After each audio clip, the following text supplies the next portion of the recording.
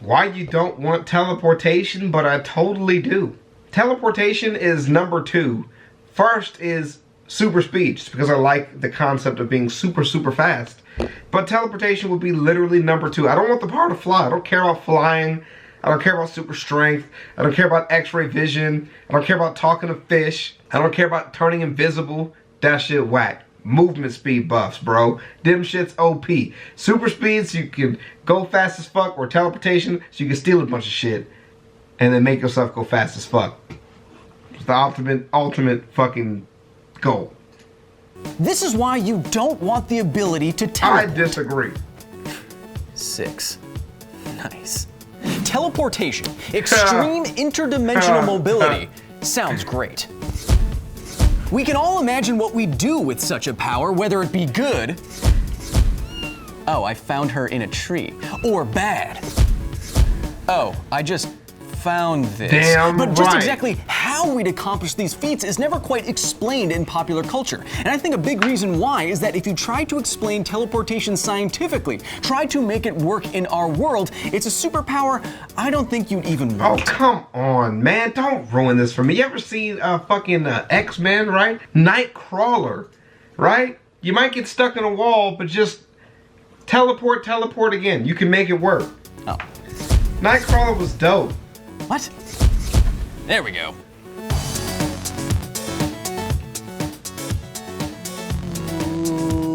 American writer Charles Fort is credited with coining the term teleportation as the transportation of material objects from one place to another without traveling the distance in between, all the way back in 1931. Teleportation is now a staple in many forms of fiction, especially science fiction, and as a superpower, you can find teleportation in everything from Dragon Ball Z to Watchmen to where it's probably best known, X-Men. In all of its iterations, teleportation is incredibly powerful. However, I think that the realistic version of this power would come along with many potential problems and pitfalls that fiction never fully explains. First, what is teleportation? Well, we'll be considering the Nightcrawlerian version because it's so popular. This kind of teleportation takes effort and extra dimensions to work. The user of the power either sees or concentrates on the location that they wish to teleport to and then pops into and out of an extra dimension using it to traverse space without physically moving through it. I think the common sense interpretation of how this works is that someone like Nightcrawler leaves our reality and then rejoins it, like picking up a chess piece and moving it to the other side of the board. But this basic assumption is actually teleportation's biggest problem. Not a single cell in your body has known a world at rest. Thanks to the rotation of the Earth, you were born into cosmic speed. Okay. Sure, the Earth takes an entire day just to make one revolution, but you and me standing on the surface of the Earth are covering a lot of distance in that time. Don't worry, I have morning sickness every day. It's because the Earth is rotating. It's turning my stomach. If you are near the equator, you're covering 40,000 kilometers or 25,000 miles per day, which if you divide the two means that you, me, everyone has a velocity tangent to the Earth's surface of 465 meters per second, over 1,000 miles per hour, faster than the speed of sound. You don't notice because you've always been going this fast, and everything has. The air, the water, even Hugh Jackman. And he's down under. In this interpretation of teleportation, if you teleported to a dimension that smelled like a fart on fire, where you were presumably stationary, relatively speaking to everything that was happening on Earth, including its spin, then if you just pop back onto Earth, you'd emerge and immediately encounter winds 6 times faster than a Category 5 hurricanes. And the instant your feet touch the ground, friction would pull you into a tumble like you were one of those guys at the gym who tried to jump on a treadmill except it was moving too fast. What? Except, you know, your skin would be totally sanded off and you'd probably be dead. Why? Why can't I just match the rotation of the Earth? I need a Band-Aid. Why? Why can't I do that? Thank you. That dimension was filled with just physical BAMF letters. Teleportation would be lethal if it did not take into account the conditions of the target location. So what if this superpower is just a little bit more advanced? Teleportation gets a lot less terrible if instead of dropping into and out of space-time as we know it, you reappear with the velocity that you left with, kind of like how Aperture Science's portals work. So like, you know, when you're getting on the highway and you get to the same speed as the cars before you merge, that's what he's talking about? This interpretation of teleportation isn't nearly as deadly as the last one, though it could be if you weren't careful. Right now, we all have a tangential velocity on the Earth's surface of over 1,000 miles per hour. And the term velocity is very important here because velocity includes direction, but speed does not. So if teleportation maybe saves your initial velocity like portals do, then depending on how far you vamped, you might find your initial velocity pointing in a direction opposite of Earth's spin. This would be just as lethal as the first situation we considered, except now you'd find all the objects on Earth heading at you with twice the velocity. The simple solution to this teleportation problem would be to limit the distance of your jumps. You wouldn't want to blindly jump to the other side of the planet, and you probably wouldn't want to even leave the continent you're standing on.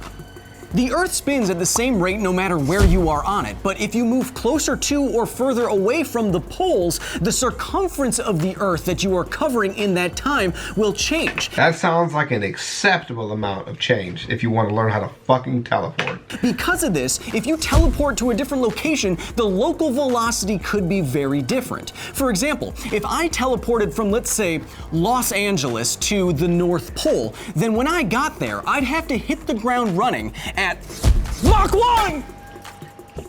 I'm only fine because there's no actual ground underneath me. If you ended up where you were teleporting with the velocity that you started with, the distance of your jumps, just to be safe, would probably have to be restricted to just a few kilometers because of the discrepancies between local velocities.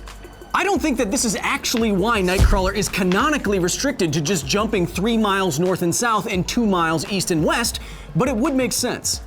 That dimension is just fire! Even if you teleport in short hops, even if you can match the local velocity of your target location the best you can, you still have to remember one thing. The Earth isn't just spinning.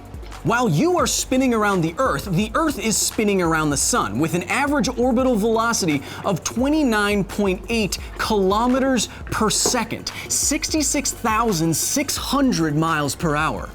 The devil's velocity. If you pitted the Earth's orbital velocity against, let's say, the velocity of a supersonic rifle bullet in the 100-meter dash, the Earth would have finished the race in the time it took the bullet to cross the 3-meter mark. Damn. And this raw velocity is important because teleportation, at least Nightcrawler's, isn't truly instantaneous. Going back and clocking just how long it takes Nightcrawler to teleport in X2, the bad one, it looks to be about 1 second between popping in and popping out. And if that is the time, then by the time he showed up at the place he wanted to arrive at, it would be about 30 kilometers away from where he intended it to be. And this isn't even the worst part. Because of the Earth's curvature, if you really got a jump wrong or you took too long, you'll either end up in the atmosphere falling to your doom or in space. To really work, true superhero-style teleportation would need secondary powers, apart from the ability to jump into and out of extra dimensions so that you could jump safely. You would want powers that could help you match the local velocity of any place on Earth that you wanted to teleport to, and powers that would help you project the position Earth will be in along its orbit when you got to where you were going. Now think about it this way, do you really want to be the one without some secondary powers having to do decently complicated space-time coordinate calculations on the fly just so that you don't end up inside a fence or hitting the wall at Mach 1.4? I don't think so. Of course, you could be a little bit more careless if you didn't mind ending up in the atmosphere somewhere, but just don't forget to bring a parachute. Of course, we could just say that whatever teleportation is, because it's fictional, just deals with all of these problems. It instantaneously generates velocity, and it locks you into perfect space-time coordinates as you travel through dimensions. That one was just syrup. But I think the more realistic interpretation of the superpower doesn't come along with magical GPS and extra-dimensional thrust. Even so, I think there is a way to make teleportation something that you actually want. It just has to change from pop culture-y to more science and technology. If you could already teleport, what you would need is just some device that could rapidly do the space-time calculations for you so that you could jump safely. Like a Garmindicon. And games like Universe Sandbox 2 can already do this. I mean, imagine a more sciencey superhero turning to you and saying something like, "Look, by the time we get there, the Earth will have moved 50 kilometers with a relative spin fast enough to break your legs. Without this, we are gonna find out what a fly hitting a semi-truck feels like. Now take my hand." So cool. So, that's kind of cool. What?